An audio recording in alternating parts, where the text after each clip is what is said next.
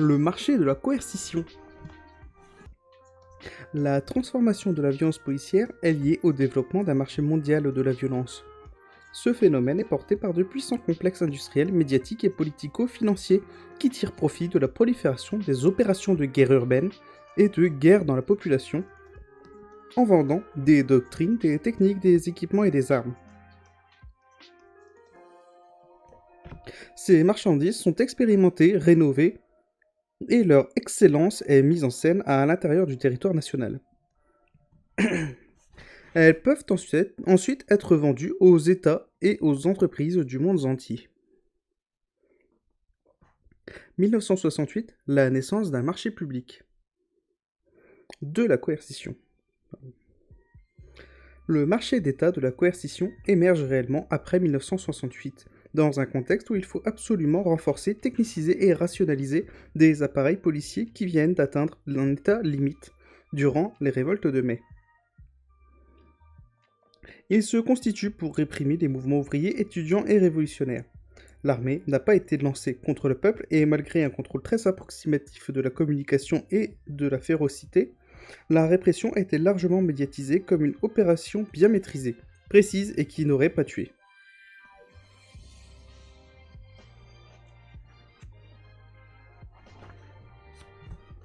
Le ministre de l'Intérieur, Raymond Marcellin, fait alors comparer l'efficacité et le rendement des différentes forces de police employées en mai 1968. Ces spécialistes du maintien de l'ordre concluent que la mobilité doit être un axe de développement de la police anti-émeute. Ce nouveau concept a une influence directe sur l'approvisionnement de l'État en matériel et en équipement et en armes. Les compagnies de district affectées localement au maintien de l'ordre sont par exemple réorganisées en s'inspirant des CRS, 3 petits cars et un véhicule de commandement.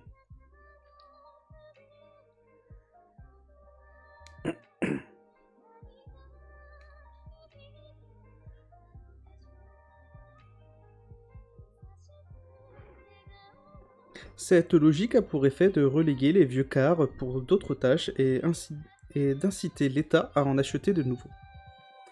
Des petits cars gris et des jeeps carrossés sont spécialement conçus à cet effet. La préfecture de police acquiert aussi de petits camions Amnomag fabriqués en Allemagne et désormais équipés de lames de bulldozer. Très rapides, puissants, très maniables, ils sont destinés à enfoncer les barricades. La police anti-émeute est dotée de gros camions-citernes berliais, équipés d'un canon à eau à très fort débit et de camions transport de troupes. Ils sont spécialement équipés de boucliers géants de près de 2 mètres de haut, constitués d'un treillis mécanique où sont percées des meurtrières pour les lance-grenades. Ils se replient le long du véhicule et permettent de barrer une rue. De nouvelles tenues de maintien de l'ordre sont développées et commencent à équiper les CRS. Elles sont composées d'un casque et d'une visière en plastique, transparent pour remplacer les lunettes, d'un blouson et d'un pantalon molletonné, sans poche apparente, de rangers, de gants épais et de boucliers en plastique transparent. Il s'agit de rendre les policiers plus légers, de libérer leurs mouvements et de les rendre moins vulnérables aux coups. C'est aussi dans l'immédiat après 1968 que la préfecture crée des unités motocyclistes, formées de 2 policiers sur une moto puissante, pour balayer les rues étroites à toute vitesse ou foncer sur les trottoirs afin de faire éclater les petits groupes isolés, empêcher les regroupements aux abords des manifestations, devenir le fer de lance des troupes à pied et ouvrir des brèches. L'ouverture de ce marché d'État détermine la constitution de sous-secteurs dédiés à la sécurité. Dans les industries travaillant pour la défense, qui sont principalement dédiées aux polices anti-émeutes et aux polices militaires, au début du mois de juin 1971, un nouveau véhicule construit par Berliet est présenté au salon du matériel militaire de Satori.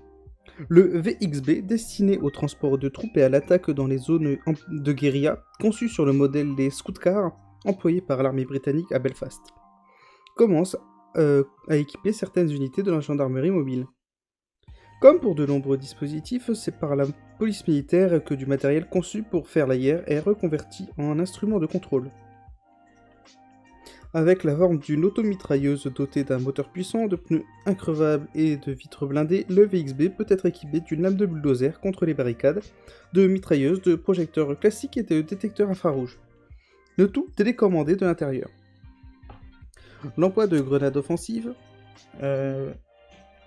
précédemment utilisées en Algérie et au cours des opérations de maintien de l'ordre en mai 1968, va de la même manière propulser puissamment le secteur des gaz militaro-policiers.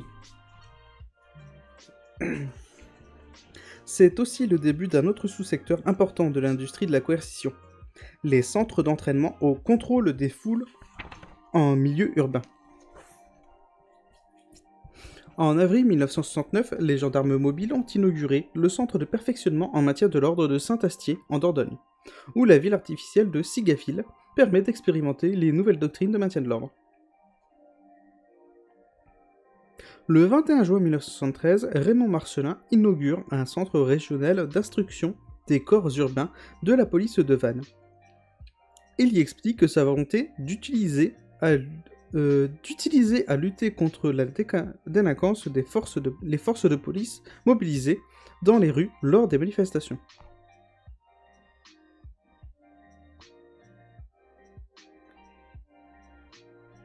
Inutile de dire que je préférerais beaucoup pouvoir utiliser les forces mobiles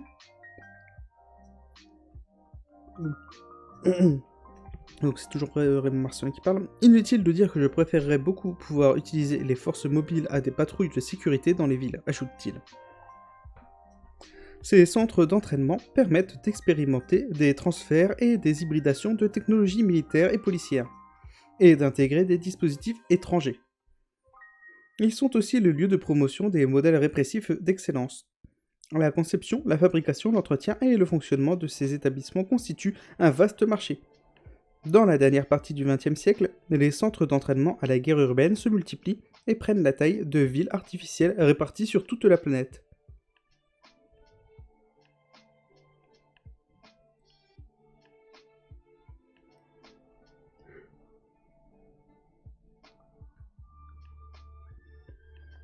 Un schéma s'est mis en place dans le courant des années 1970.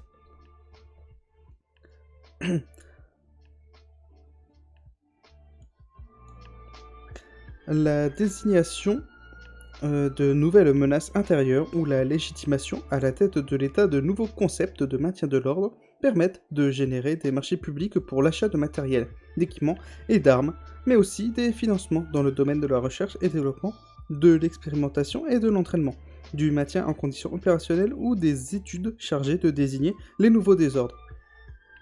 Ce schéma a une implication directe sur la production de la violence policière. Il restructure les mentalités et les pratiques des agents nouvellement fournis en matériel et mis en situation de les expérimenter.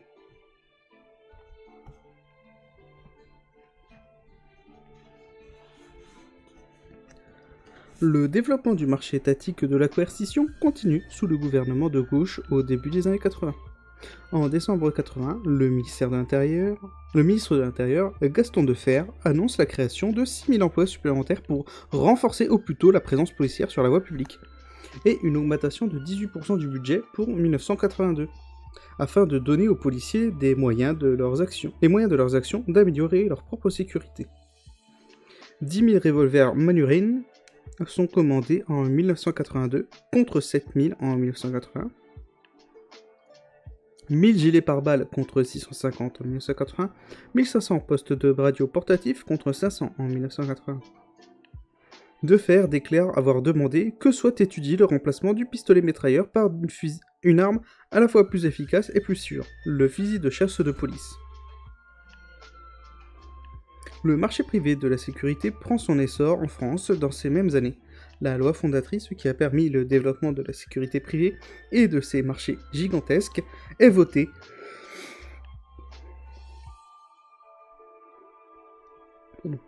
le 12 juillet 1983. Elle permet aux industriels de la coercition de trouver de nouveaux financeurs et de nouveaux débouchés en fournissant les entreprises parapolicières et paramilitaires, entreprises de services de sécurité et de défense, ESSD. qui se multiplient depuis lors. Cette loi a notamment commencé à autoriser le port d'armes à feu en dehors de la police nationale pour les convoyeurs de fonds par exemple.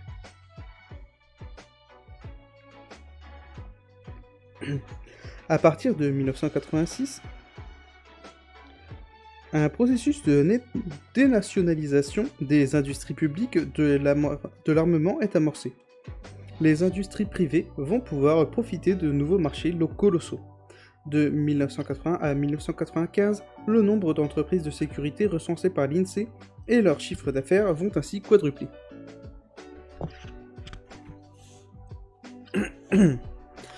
Au début des années 90, la restructuration de la police est devenue très profitable pour les industries qui y conçoivent et vendent des techniques et matériels de coercition acceptables.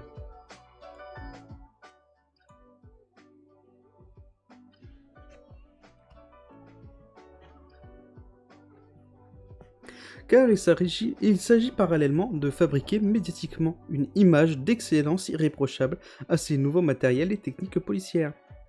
Dans cette perspective, les espaces et les populations désignées comme violents mais sacrifiables par l'État vont servir de laboratoire et de vitrine à ces industries. L'extension et la diversification des armes non létales et de leurs conditions d'emploi relèvent d'une nouvelle forme de course aux armements, qui restructure la production de la violence policière et le champ de bataille lui-même, en renforçant le contrôle politique.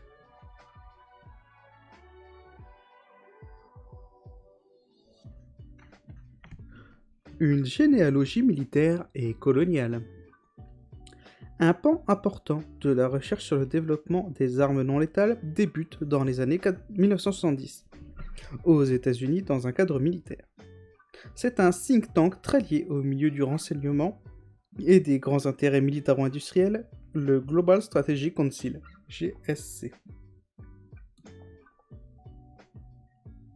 qui amène le Congrès à autoriser le développement d'une industrie des armes de basse intensité. Au sein du GSC, le colonel John Alexander promeut alors une théorie de la paralysie, ou de la camisole, selon laquelle il est préférable de provoquer la crise et le maximum de chaos dans les structures de l'ennemi, plutôt que de le détruire. Pour cela, il conseille de doter les unités d'armement moins que létaux, et d'étendre la recherche et l'industrie dans le domaine. Le secteur décolle jusqu'à la fin des années 80 grâce à un vaste programme de financement du National Institute of Justice, dans le but de réduire le coût des nombreux procès intentés pour brutalité policière et renforcer de manière acceptable le socio-apartheid nord-américain. Appelés armes non létales, ces matériels de coercition visent un usage de la force efficace, mais qui ne suscite guère de réprobation. Un processus similaire est à l'œuvre en France. Au début des années 90, l'État adopte le concept de projection, visant à renforcer les capacités militaires pour la multiplication d'opérations extérieures, c'est-à-dire de guerre au sein de populations civiles. La Délégation générale à l'armement, DGA, est chargée par le ministère de la Défense de développer un système d'armement opérationnel et acceptable. Ces matériels et leurs méthodes d'emploi sont immédiatement transférés et adaptés pour la police. Au ministère de l'Intérieur, le Centre technique de la sécurité intérieure, CTSI, et le Centre de recherche et d'études de la logistique de la police nationale, CREL, expérimentent, testent et adaptent ces nouveaux armements.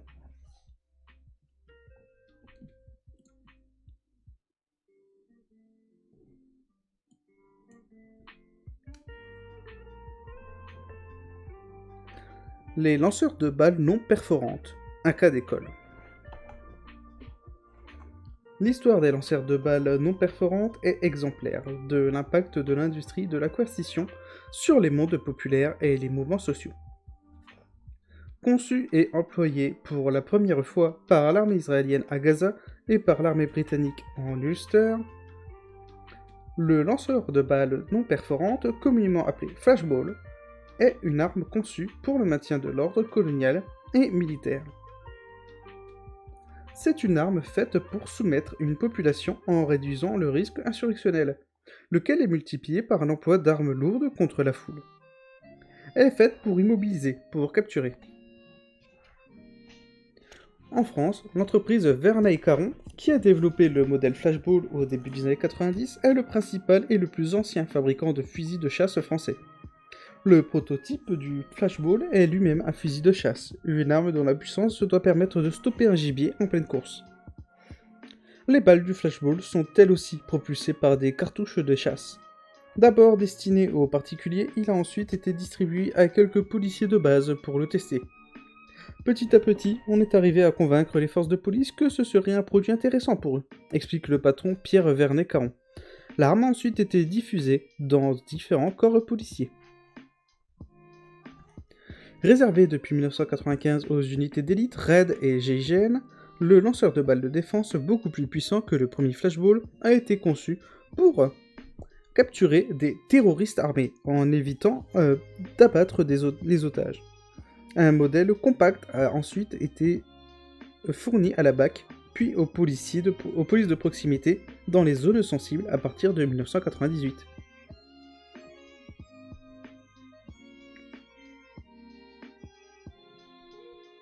L'entreprise Vernet-Caron en a profité pour se reconvertir sur le marché international de la sécurité intérieure.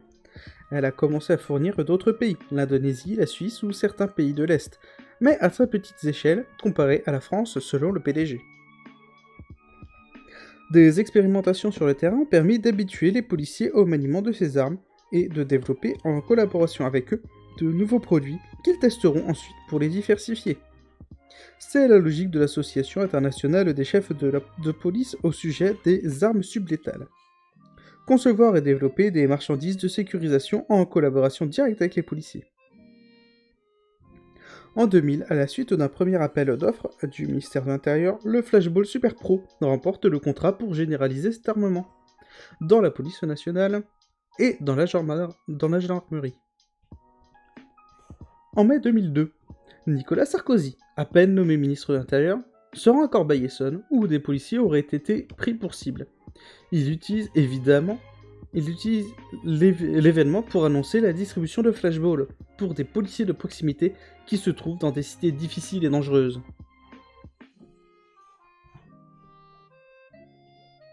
Ce nouveau modèle équipera aussi les polices municipales et les CRS.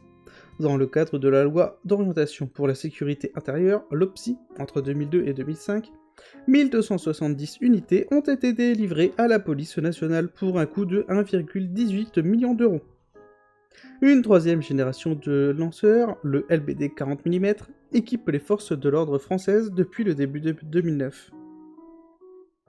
Il a été expérimenté et distribué suite à la répression des révoltes de Villiers-le-Bel, durant lesquelles les premiers modèles avaient été jugés trop peu puissants par les policiers déployés. L'unité coûte 700 € et les munitions 7 € en moyenne.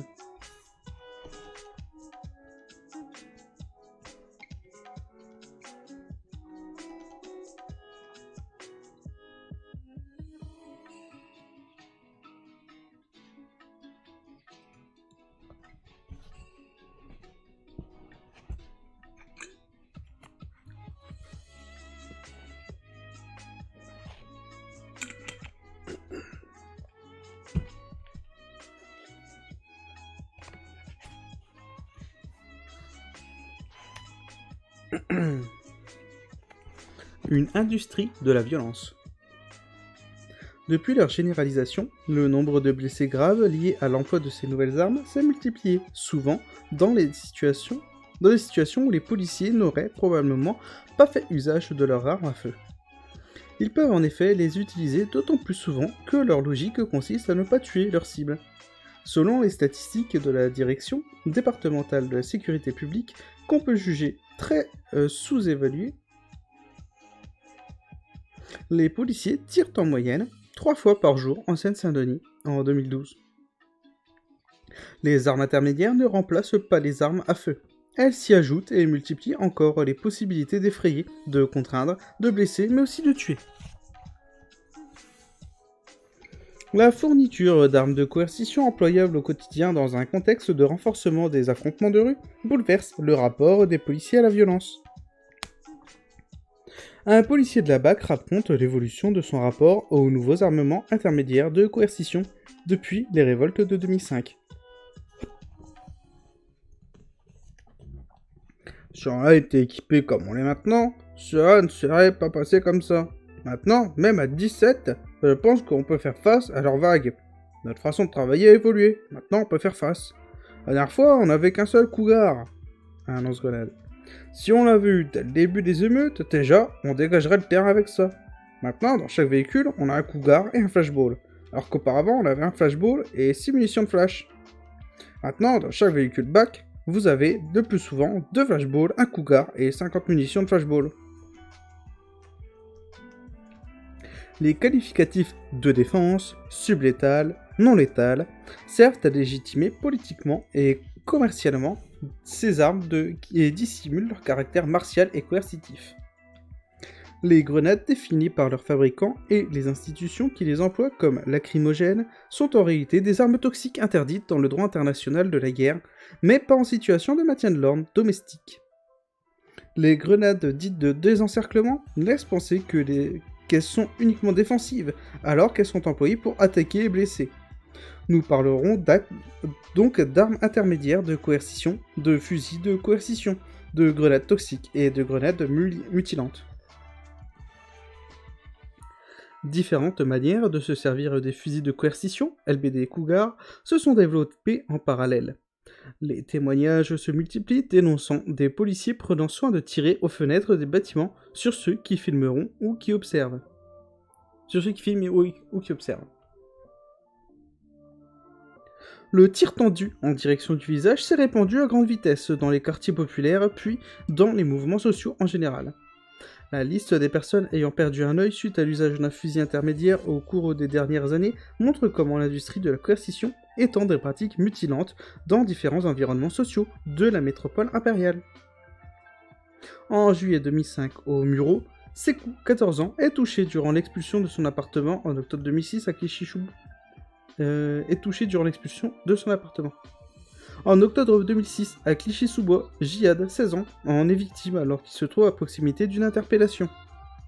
En novembre 2007, à Nantes, Pierre, 17 ans, est pris pour cible pendant l'occupation du rectorat. En mai 2009, à Villiers-le-Bel, 2 jeunes participant à un barbecue de quartier sont atteints. En mars 2010, en Martinique, c'est au tour de Dean, durant un contrôle routier. En avril 2010, à Tremblay, un adolescent pris dans un contrôle policier subit le même traitement. Puis, en mai 2010, à Villetaneuse, c'est le cas de Nordine, 27 ans, alors qu'il tente de calmer des policiers. Par une série d'allers-retours entre le terrain et les bureaux, les règles de base qui consistent à viser dans les jambes ont été retravaillées pour encadrer la possibilité de tirer vers la tête. Le tir tendu au visage, expérimenté en technique commando dans le cadre de l'antiterrorisme, s'est généralisé au cours de la décennie 2010. L'histoire de cette pratique montre comment une technique de brutalisation provoque très souvent la perte d'un œil, peut remonter depuis la base vers les hautes sphères de la police et de l'administration qui tentent parfois d'en réguler l'emploi. Des magistrats ont classé sans suite l'immense majorité des cas portés devant leurs tribunaux. Par l'impunité, ils ont légitimé le développement de cette technique. Mais suite à la multiplication des éborgnés et des mobilisations collectives pour dénoncer la violence policière en général, le 31 août 2009, une circulaire relative à l'emploi du flashball, signée du DGPN, Frédéric Péchenard, affirme qu'il est proscrit de tirer au visage ou dans le triangle génital. C'est dans ce cadre que le ministre de l'Intérieur décide de renforcer la formation. Ce qui consiste en fait en une demi-journée d'exercice et d'examen durant laquelle le policier doit refaire valider chaque année son habilitation. L'une d'elles a été filmée, un policier décharge son flashball dans un mannequin de papier à 10 mètres et met la balle en pleine tête.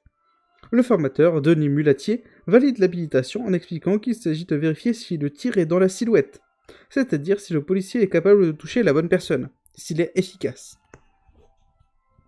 On peut supposer que peu de policiers obtiendraient cette habilitation s'ils devaient effectivement toucher immanquablement un mannequin à 10 mètres, entre le nombril et la poitrine. L'entreprise Vernet-Caron a relevé que la précision demandée pour un flashball par le ministère était de 60 cm. Il est donc prescrit aux policiers de viser au-dessus des parties génitales et en dessous de la tête, tout en acceptant 60 cm d'imprécision. Les tirs au visage sont donc couverts administrativement, mais aussi légitimés par des formateurs de la police. Enfin, ils sont généralement couverts par l'institution judiciaire. Le tir tendu en pleine tête n'est pas une bavure, mais une nouvelle production rationnelle légale, une technique de violence d'État.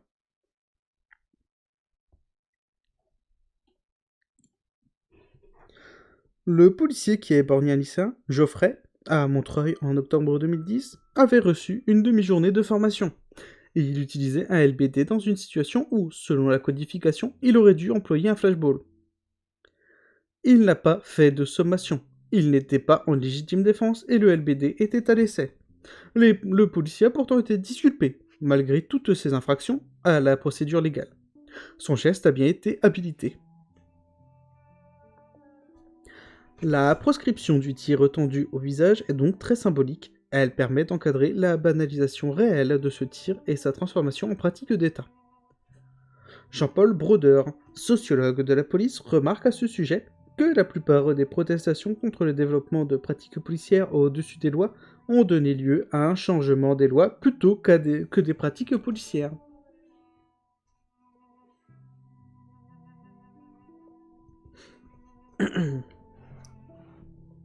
Le taser ou la diversification de la torture sociale.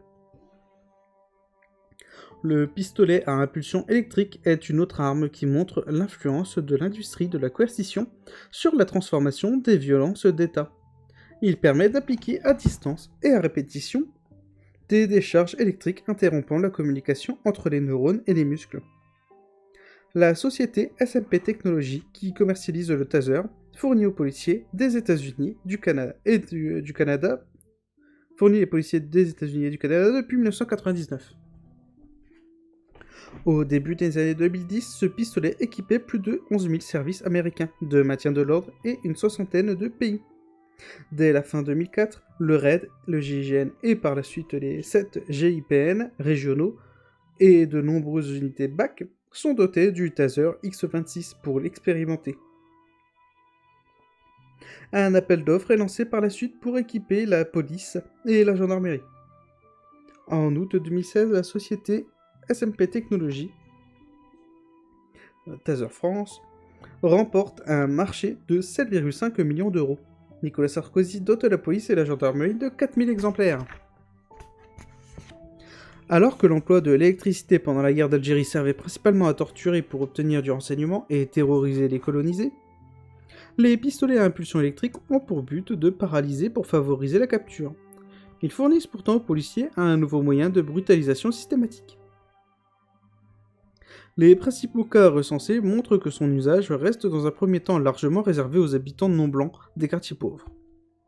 Le meurtre de Mamadou Marega par la police dans la nuit du 29 au 30 novembre 2010 révèle la banalisation de l'usage du taser. Interpellé par des policiers de la BAC dans un appartement à Colombes, il est maîtrisé à coups de matraque, de gaz toxique et de plusieurs décharges de taser.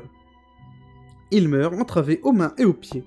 Présenté par la presse et la police comme un malien sans papier, fou et hystérique, armé d'un marteau, Mamadou Marega a enduré un supplice infligé au moyen de la plupart des armes nouvelles de coercition à la disposition des policiers. L'usage du pistolet à impulsion électrique dans les quartiers populaires normalise un système de contrôle politique basé sur la peur d'être électrocuté, parce qu'on refuse un contrôle d'identité, qu'on tente de l'éviter ou que l'on ne s'y soumet pas de manière assez satisfaisante. L'usage du pistolet à impulsion électrique dans les quartiers populaires normalise un système de contrôle politique basé sur la peur d'être électrocuté, parce qu'on refuse un contrôle d'identité, qu'on tente de l'éviter, ou que l'on ne s'y soumet pas de manière assez satisfaisante. Je viens de répéter le même paragraphe. Il est associé à d'autres dispositifs, matraquage, gazage, tir de fusil intermédiaire, clé d'étranglement, humiliation et menace, interpellation, mise en garde à vue et enfermement. pour constituer un véritable appareillage de torture sociale, c'est-à-dire un système de violence visant à soumettre l'ensemble d'une population en brutalisant régulièrement certains de ses membres. Le taser a rejoint la panoplie des violences infligées aux personnes illégalisées par la politique des frontières. Capturés et internés dans les centres de rétention administrative, CRA, avant d'être déportés. Le 11 février 2008, alors que les sans-papiers du CRA de Vincennes mènent une lutte contre de mauvais traitements systématiques et des conditions de détention dégradantes, une soixantaine de policiers est envoyé mater un refus collectif de regagner les cellules. Des associations dénoncent la dégradation d'un Coran par les policiers et la férocité de l'intervention. Comme l'a reconnu la police, le taser est employé cette nuit-là contre un retenu révolté. Mis en danger de mort par la décharge, il est évacué à l'hôpital dans la nuit. Le camp d'internement pour étrangers illégalisés est un espace d'exception permanente. Un laboratoire où toutes sortes de matériels et de techniques de violence peuvent être testés et combinés sur les corps des internés, des corps sans droit en attente d'être déportés. Alors qu'on ne pouvait soupçonner aucune entreprise de profiter directement de l'extension de la torture en Algérie, il existe désormais un lien très précis entre les industries de la coercition et les nouveaux usages policiers de l'électricité.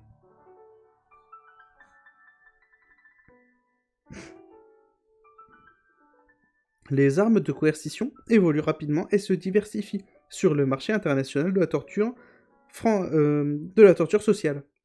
Comme l'indiquait Antoine Dizazo, PDG français de SMP Technologies, après avoir vendu plus de 5000 pistolets électriques au ministère de l'Intérieur, de nouvelles générations ont été conçues. Le X3 a ainsi pour but de retirer de la masse musculaire à un agresseur, en utilisant moins d'énergie avec plus de précision. Il doit permettre de paralyser un membre seulement. Un nouveau produit a été spécialement élaboré pour les cas d'émeute, la balle électronique XERP, qui fonctionne sur le principe du taser propulsé par un fusil de calibre 12.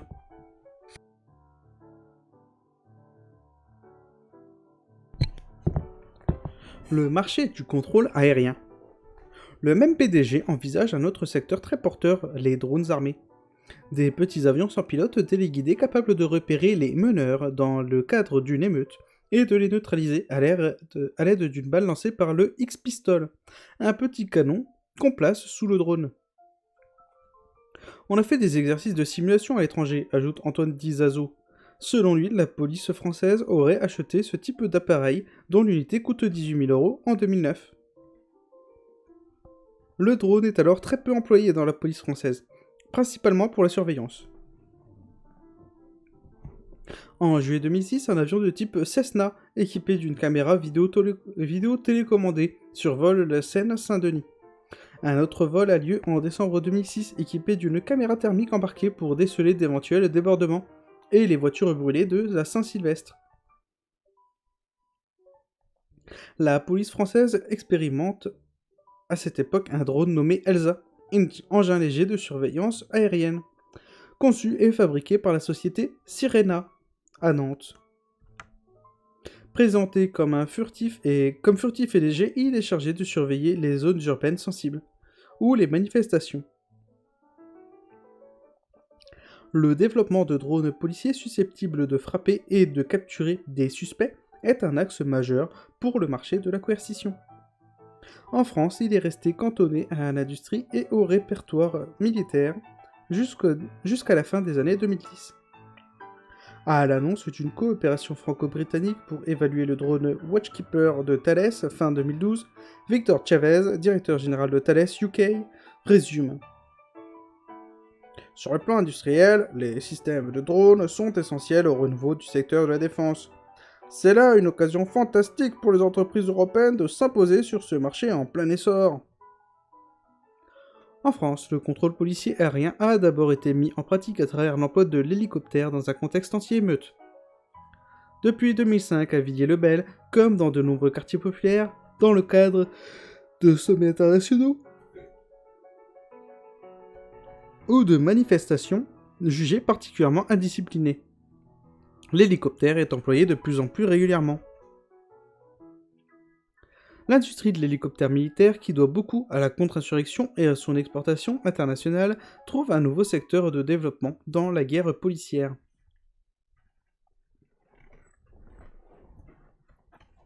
Son application pour les usages dans un cadre ultramédiatique et policier, en 2012, Eurocopter mène une tournée internationale grande vitesse. Le X-3, destiné aux forces civiles et militaires, recherche et sauvetage, surveillance du littoral maritime, mission de patrouille aux frontières, transport de passagers, transport aérien offshore, mission militaire, opération menée par les forces spéciales, transport de troupes, combat. Salut la chasse!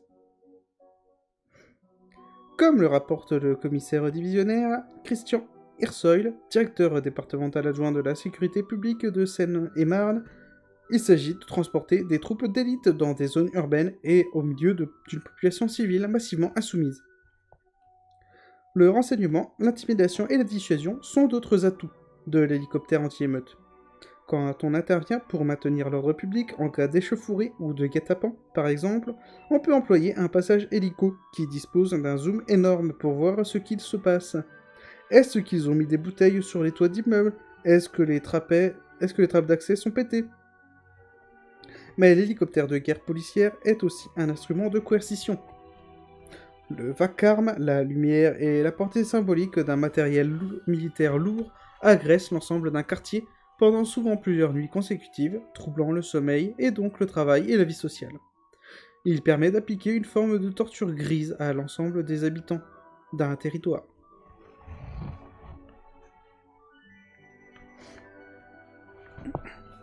Recherches et développement. La ségrégation policière des quartiers populaires est constitutive du système d'exploitation et de domination. Elle fournit aussi un terrain d'expérimentation pour l'innovation technologique en matière de coercition. Quelques semaines à peine après la fin des révoltes de l'automne 2005, la délégation aux affaires stratégiques, DAS, qui dépend du ministère de la Défense, lançait un appel d'offres pour le compte de l'état-major des armées. Il s'agissait de déterminer de quelles capacités doivent disposer les armées pour pouvoir mener des missions sur le territoire national dans le cadre du développement du problème du terrorisme, derrière lequel il y aurait également le problème des violences urbaines en banlieue. À la demande de la Direction Générale de l'Armement, la DGA, ont été réalisées en 2008 et 2009 des études privées pour concevoir de nouveaux moyens de maîtrise des foules non coopératives et des mouvements massifs de type émeute, à destination de la police, de l'armée et de la gendarmerie. Il s'agissait d'évaluer les contraintes d'emploi des nouvelles armes sophistiquées, non létales, susceptibles d'être employées à la fois en guerre ou dans des opérations de maintien de l'ordre. Ce sont ces rapports qui ont impulsé le développement de la troisième génération de lanceurs de balles non perforantes, et ils préconisent l'utilisation d'un tube lance-munitions de 40 mm muni d'un télémètre pour régler l'angle et la puissance de tir en fonction des conditions d'environnement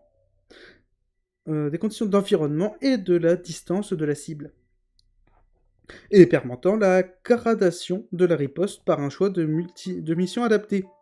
Une capacité à traiter différentes catégories de cibles individuelles ou collectives, et une plage d'efficacité plus grande. Ces rapports présentaient aussi les avantages de nouvelles munitions adaptées à ces lanceurs polyvalents, produits incommodants, malodorants, irritants, suffocants, assourdissants et ou éblouissants, glissants ou collants, et soporifiques, calmants, tranquillisants, sédatifs, et une nouvelle munition cinétique de type Blinise. Ces rapports commandés par la DGA ont l'intérêt de vous montrer comment les perspectives de profit économique se conjuguent avec des volontés de puissance pour déterminer l'émergence de nouvelles armes, et donc l'évolution des formes de violence d'État. Ces documents envisagent toute une série de nouvelles marchandises, des lasers éblouissants, des torches lumineuses embarquables sur un véhicule, produisant un effet incapacitant éblouissant temporairement à un individu. Maintenir une stratégie de la tension à l'intérieur du territoire permet d'engendrer des marchés en termes de matériel policier, militaire et hybride, pouvant servir graduellement pour la répression et la guerre. Un casque, une visière et une protection du cou aux produits chimiques ou aux liquides enflammés. Des coques de protection du tronc, du thorax, du dos, de l'abdomen et du bas-ventre. Des coques de protection des bras et des jambes, protège tibia et cuisses. Des moyens de protection des mains et des pieds. Un bouclier de protection qui doit permettre de faire face à une foule différente. La population nationale, dans le premier cas, avec un comportement et des réactions a priori connues. Une population étrangère, culturellement différente et susceptible de réagir de façon non prévisible pour les personnels de la force.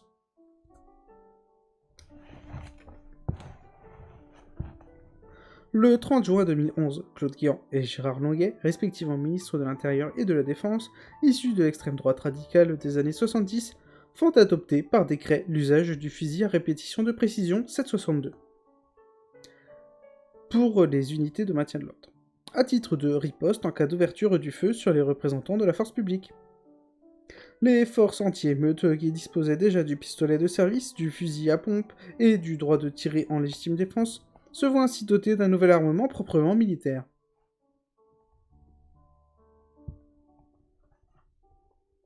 Une autre part importante de la transformation de la violence policière est déterminée par l'industrie de la lutte contre l'immigration clandestine, à travers de gigantesques financements européens et des marchés privés internationaux.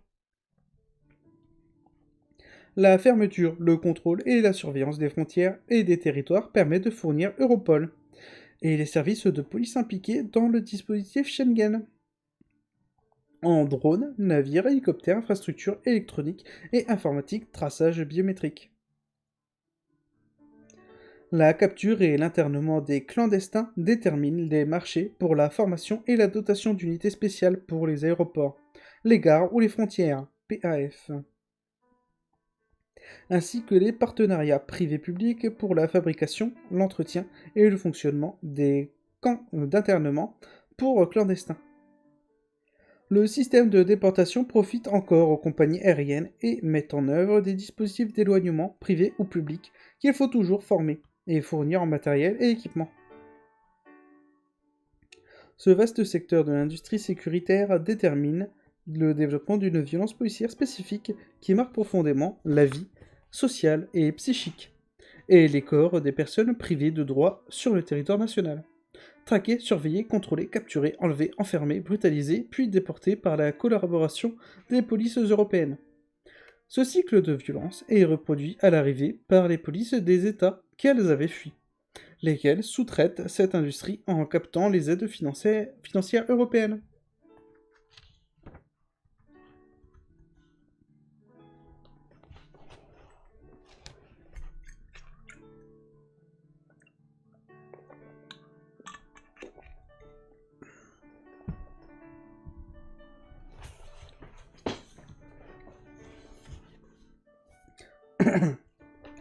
L'exportation des techniques de coercition.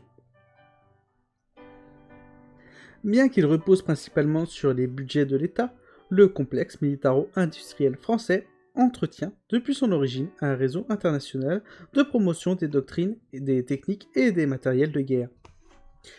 Il s'est dédoublé en créant un marché international de la défense et de la sécurité. Le rayonnement de l'armée française est très fort durant l'entre-deux-guerres. Plusieurs États étrangers réorganisent alors leurs forces militaires en faisant appel à elles pour former leurs troupes.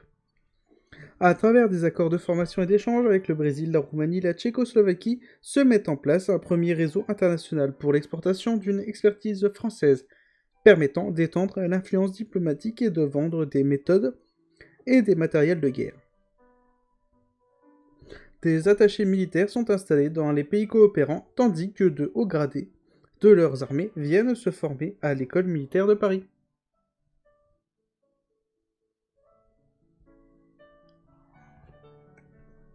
Dans le commerce des armes de guerre comme des armes policières, l'industrie française s'organise à travers un système de promotion de doctrine articulé à la vente de matériel associé et parfois au transfert de technologie. Grâce à sa direction des affaires internationales, DAI, et la DGA peut promouvoir ses marchandises à l'étranger en employant des systèmes d'aide directe et indirecte, des garanties et des prêts de l'État français. Ces marchés sont d'abord restés secondaires dans le domaine militaire et leur importance s'est surtout développée dans le cadre des techniques et matériels de maintien de l'ordre. Durant les années 1950-60, le néocolonialisme se met en place grâce à la subordination d'appareils étatiques et de leurs institutions répressives dans les pays indépendants. Les autorités françaises y installent des postes de liaison et de renseignement, PLR, et des assistants techniques, puis forment et fournissent les nouvelles armes et les nouvelles polices de ces États.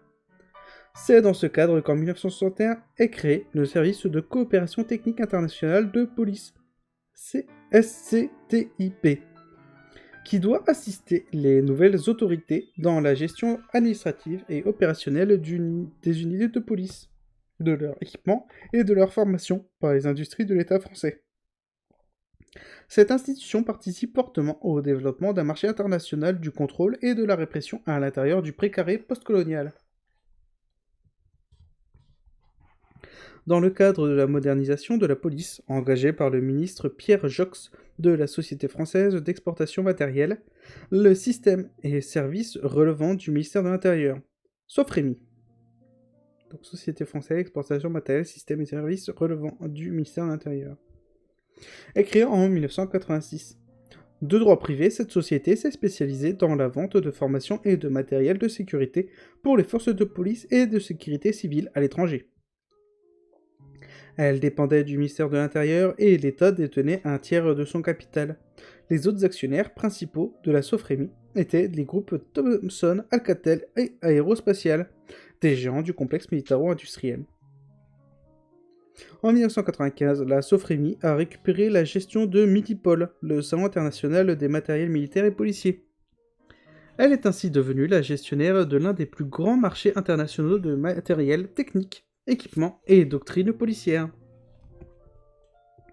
Dans le cadre de l'affaire politico-judiciaire des ventes d'armes à l'Angola, la Sofremi est apparue comme une officine opaque fonctionnant sur le même principe que le commerce international des armes de guerre, c'est-à-dire en faisant circuler des commissions et des rétrocommissions occultes en millions d'euros pour les intermédiaires et in fine pour les réseaux politiques favorisant le contrat. Au cœur de cette affaire, on trouve Charles Pasqua, ministre de l'Intérieur, en 1986 lors de la répression du mouvement contre la loi de Vaquet, mais surtout de 1993 à 1995, période durant laquelle il a organisé une série de grandes opérations médiatico-policières mettant en scène l'excellence technique des polices antiterroristes et anti-émeutes françaises. En 1993, Charles Pasqua nomme Bernard Dubois PDG de la Sofremi. Comme l'a conclu l'enquête judiciaire, des proches de Charles Pasqua, dont son fils unique, ont reçu des commissions en millions d'euros à la suite de contrats négociés à l'étranger par la Sofremi à cette époque. Il existe ainsi une logique économique sous-jacente dans la transformation des pratiques policières. Stimuler la reconnaissance d'une expertise française permet de générer des contrats liés à des rétrocommissions importantes. La constitution d'un réseau international d'officiers de liaison et d'attachés de défense et de sécurité intérieure forme un archipel de police à distance, en même temps qu'un réseau diplomatique et commercial. En 1997, le ministre de l'Intérieur Jean-Pierre Chevènement a décrété l'arrêt de la rémunération des intermédiaires par la Sofremi. La société s'est effondrée et s'est reconvertie dans le privé. Elle est aujourd'hui une filiale du groupe Sofrema, présent dans 60 pays, qui a pour mission de promouvoir les atouts des industriels français et européens dans le domaine de la défense et de la sécurité, et dont le capital est détenu par les principaux géants du complexe militaro-industriel français. Dans l'espace laissé par la Sofremi a été créée en 2001 la société Civipol,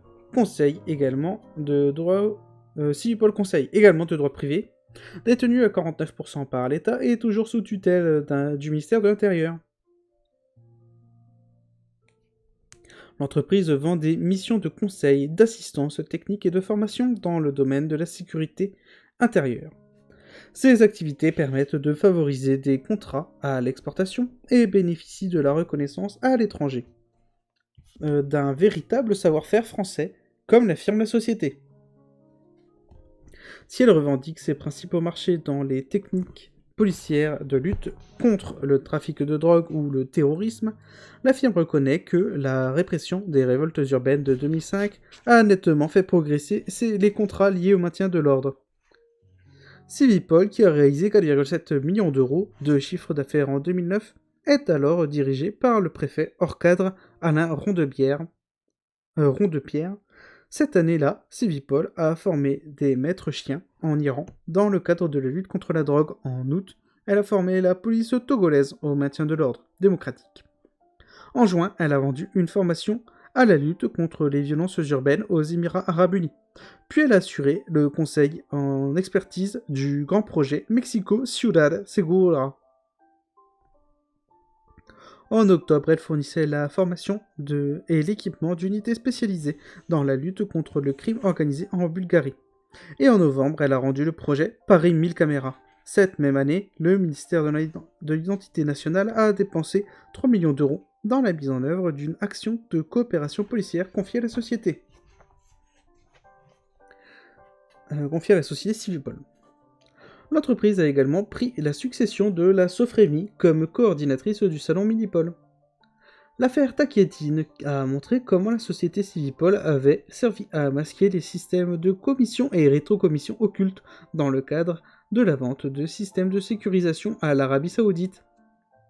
Il n'est pas interdit de poser l'hypothèse selon laquelle Civipol a permis de financer la campagne et les amis du ministre de l'Intérieur de l'époque, Nicolas Sarkozy.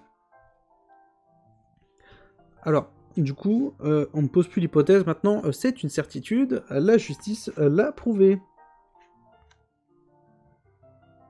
Civipol a formé la police du Bahreïn et conseillé la répression dans l'Émirat.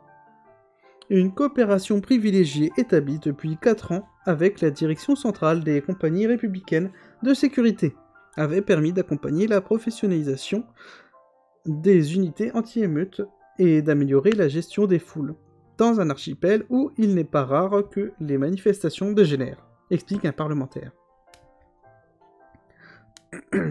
Chef de l'État, Nicolas Sarkozy est allé au Bahreïn en février 2009 pour signer un accord pour la création d'une force de réaction rapide, basée sur l'expertise française dans le domaine de l'anti-émeute. Dans la nuit du 16 au 17 février, les nouvelles brigades anti-émeutes bahreïniennes ont fait plusieurs morts lors de l'attaque d'un campement de manifestants installés sur une place de la capitale, Manama, en utilisant des gaz toxiques dits lacrymogènes, mais également des balles en caoutchouc et des balles intermédiaires. Ils ont employé des méthodes et des matériels issus du laboratoire français pour mener la guerre dans la population.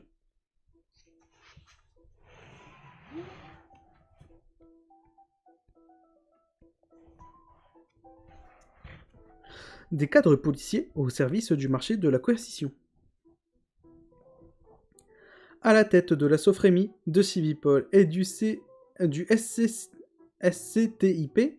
on trouve principalement des préfets et des commissaires sur le même mode que le marché de la guerre. Le marché de la coercition s'organise en associant des réseaux de hauts cadres de la fonction publique et d'industriels de la sécurité, lesquels disposent d'accès privilégié aux grands médias. Cette strate de cadres policiers dispose des leviers de commandement qui permettent d'armer et de déployer la police, ainsi que des leviers sur les budgets publics et le commerce international. Des moyens et des méthodes policières. Le PDG de Civipol et des salons Minipol, Alain Deron de Pierre, a été président du secteur sécurité du principal lobby français des industriels de l'armement, le GICAT. G-I-C-A-T. Le GICAT.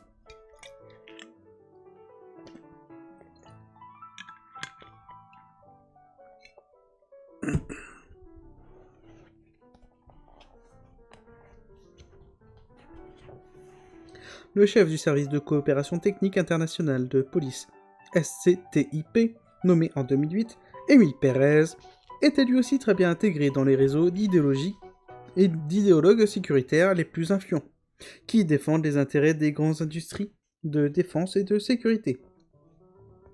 Policier ayant fait carrière dans les renseignements généraux, il a été attaché de la police du SCTIP aux États-Unis et au Canada de 1997 à 2001. Il devient en 2000 le vice-président de l'Association internationale des chefs de police. À son retour en France, il est nommé sous-directeur des enseignements de la direction et de la formation de la police nationale et en prend la direction en 2004. Il y promeut le développement et l'extension des techniques et matériels de coercition dans la police française. Émile Pérez a été par ailleurs le représentant de la France au sein du conseil d'administration du Collège européen de la police, CEPOL. Et depuis 2007, le président fondateur de Francopol, un réseau international francophone de formation policière.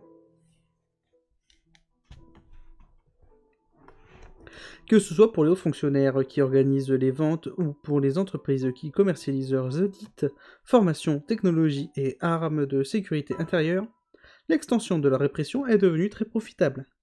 Chaque intervention policière permet de tester des matériels et des techniques qui se généralisent par la suite ou se vendront à l'international. Le préambule du dossier de presse du ministère de l'Intérieur distribué lors du salon Minipol résume.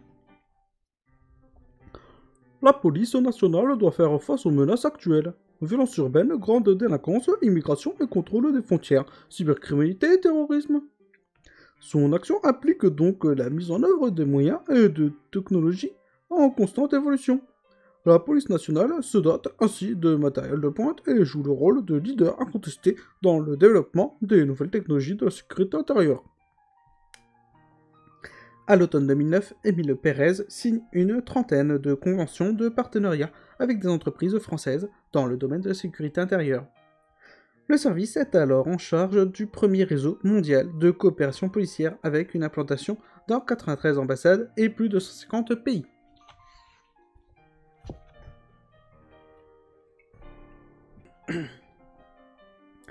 Un commerce international de la guerre policière. En septembre 2010, le SCTIP et son équivalent, la sous-direction de la coopération internationale de la gendarmerie, fusionnent dans la direction de la coopération internationale, DCI. La DCI gère ainsi plus de 1500 accords de coopération technique dans le monde, devant permettre de signer des contrats de matériel.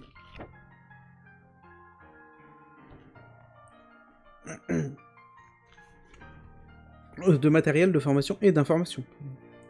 Elle organise via les ambassades un service de sécurité intérieure, SSI, sur tous les continents. Dans chaque ambassade, ce service est dirigé par un attaché de sécurité intérieure, un commissaire de la police nationale qui bénéficie des privilèges et immunités du corps diplomatique. Ces attachés de sécurité intérieure sont épaulés par une soixantaine d'officiers de liaison et des coopérants de la défense pour cibler en priorité des coopérations concernant le terrorisme, la criminalité organisée et l'immigration irrégulière. Cet attaché de sécurité est l'interlocuteur technique des autorités locales de police, voire d'autres services relevant du ministère de l'Intérieur du pays de résidence. Il définit, propose et met en œuvre les programmes de coopération technique policière s'inscrivant dans les priorités gouvernementales de la France. Il met en œuvre la coopération opérationnelle en appui aux directions et services actifs relevant de la DGPN ou de la DGGN. Il contribue à la présentation et à l'explication de la police de sécurité intérieure définie et conduite par les autorités gouvernementales françaises. Et finalement, il en recherche les financements auprès des différents partenaires bailleurs de fonds.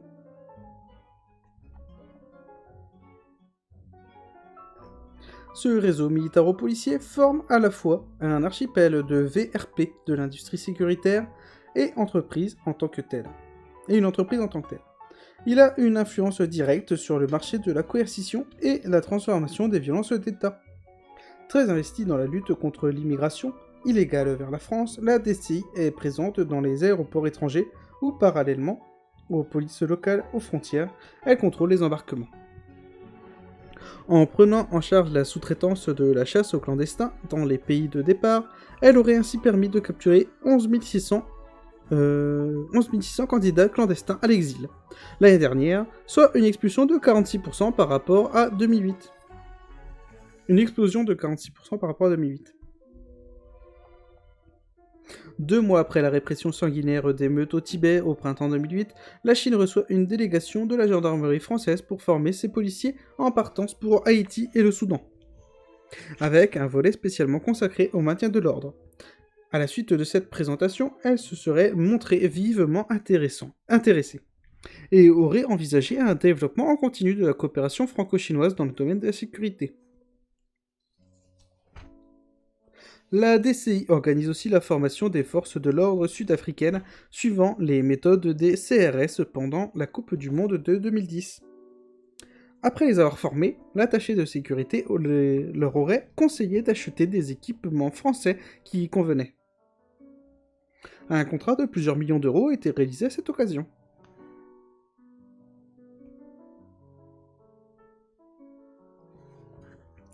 Dans le cadre d'un partenariat bilatéral de formation et de recherche pour la sécurité intérieure, le service de sécurité intérieure de la DCI organisait un stage en immersion du 24 au 30 octobre 2010 pour 5 policiers égyptiens, membres d'une unité d'élite de la police.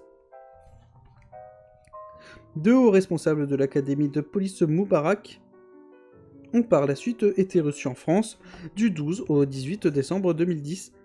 On leur a présenté le fonctionnement de l'Institut national des hautes études de la sécurité et de la justice de l'École nationale supérieure de la police de Saint-Cyr, au Mont-d'Or, de la direction de la formation de la police nationale et de l'école des officiers de gendarmerie de Melun. Le gouvernement français a vendu et fourni à l'Égypte de Moubarak, parallèlement à un contrat de 71 millions d'euros d'armement, un programme de coopération basé sur la formation à l'organisation des services d'ordre et de rétablissement de l'ordre. L'État égyptien ayant opté pour la compétence française dans la gestion des foules et des grands événements, 2 officiers de police français sont venus au Caire enseigner à 20 officiers des services d'ordre public et de la sécurité d'État égyptienne la technologie française de graduation de la violence répressive vers la violence guerrière. Depuis le printemps 2011, la répression des soulèvements populaires et des révoltes dans le monde arabe, puis en Afrique et en Asie, a révélé publiquement l'épaisseur de ce marché international de la violence policière, où s'activent l'État et quelques industries françaises.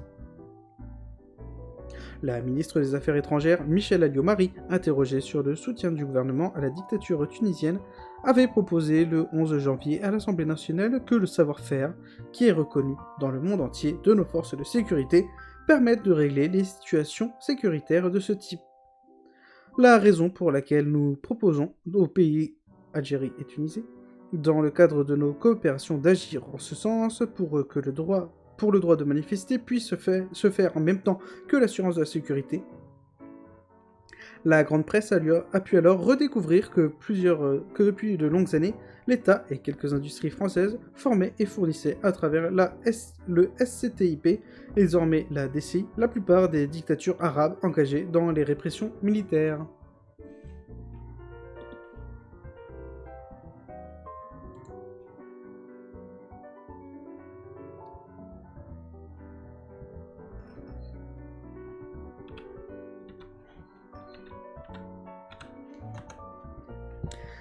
Quelques entreprises exemplaires. En janvier 2011, alors que le régime tunisien avait dépassé le cap des 100 morts dans ses opérations répressives, le gouvernement français s'apprêtait à lui autoriser la livraison de matériel de sécurité. On a alors parlé de plusieurs tonnes de grenades toxiques labellisées lacrymogènes fournies par la société Sofexi, filiale du groupe Marc, créée en 1992. Sur le marché international, des grenades à gaz toxiques, Acetex est une autre entreprise française assez caractéristique. Acetex est une autre entreprise française assez caractéristique. Elle fabrique des explosifs pour le civil et pour l'armée depuis sa fondation au début du XXe siècle. Alcetex fait partie des grands profiteurs du réarmement de l'entre-deux-guerres. Dès la Libération, Est-ce elle que s'est tu m'as reconstruite. gnogné? Tout à fait, je te gnogne HS. Elle fabrique des explosifs pour le nana. Dès la Libération, elle s'est reconstruite par et pour les marchés publics de la défense nationale française et s'est tournée vers l'exportation internationale. L'économie de la guerre permanente l'a propulsée et elle a amorcé une restructuration néolibérale à partir des années 60. Licenciements, néo-management, etc. C'est à la fin de la guerre froide qu'elle dédouble sa production vers les marchés de la guerre intérieure. La sécurité, la police, le maintien de l'ordre. Le groupe Étienne Lacroix, qui a racheté Alcetex en 2006, produit notamment des grenades à main à effet non létaux. Grenades lacrymogènes, grenades assourdissantes, grenades fulgurantes, effet aveuglant. Grenades à effet combiné, grenades offensives sans éclat, ainsi que les lanceurs de grenades Cougar et Chouka, pouvant envoyer toutes ces munitions jusqu'à 200 mètres, et qui équipent désormais une grande partie des forces de l'ordre françaises. Alcetex fabrique et vend aussi des dispositifs balistiques de dispersion, DBD, grenades explosives, grenades de désencerclement et de dispositifs manuels de protection, DMP. Arme dont l'explosion disperse 18 plots de caoutchouc permettant de toucher de façon circulaire les manifestants et de briser l'encerclement du lanceur. Et qui atteint une intensité sonore de 145 décibels selon Alcetex. Toutes ces armes ont des impacts profonds sur la violence déployée par les États qui s'en dotent. En France, les grenades explosives de ce type ont été fournies aux forces de l'ordre depuis janvier 2004 par le ministre de l'Intérieur, Nicolas Sarkozy. Elles causent régulièrement des mutilations.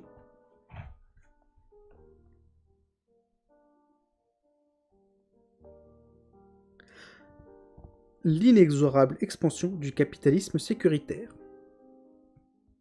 Depuis le printemps 2011, les opérations de guerre policière menées contre les peuples d'Afrique, d'Asie, d'Europe et d'Amérique ont engendré de gigantesques commandes sur le marché international de la coercition. Cette hausse brutale de la demande sur le marché sécuritaire continue de déterminer la transformation des violences policières. Quand on vend du matériel, c'est pour que le client s'en serve, assurait Serge Dassault en mars 2011. Au sujet des contrats passés avec plusieurs dictatures arabes pour des techniques et des matériels de maintien de l'ordre. Ce même mois de mars 2011, un projet de loi est adopté par le Sénat pour libéraliser les exportations et les importations de matériel de guerre et assimilé. En assouplissant considérablement le contrôle des autorisations à l'exportation, notamment en dehors de l'Union européenne, il permet de favoriser l'excellence française sur le marché international de la violence.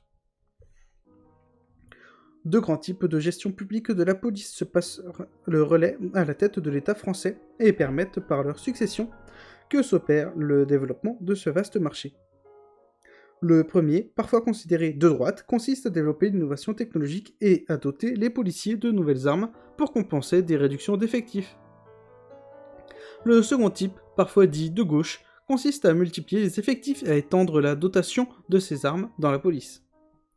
L'alternance de ces deux modèles à la tête de l'État permet de soutenir successivement des cycles de recherche-développement et des cycles de fabrication-dotation.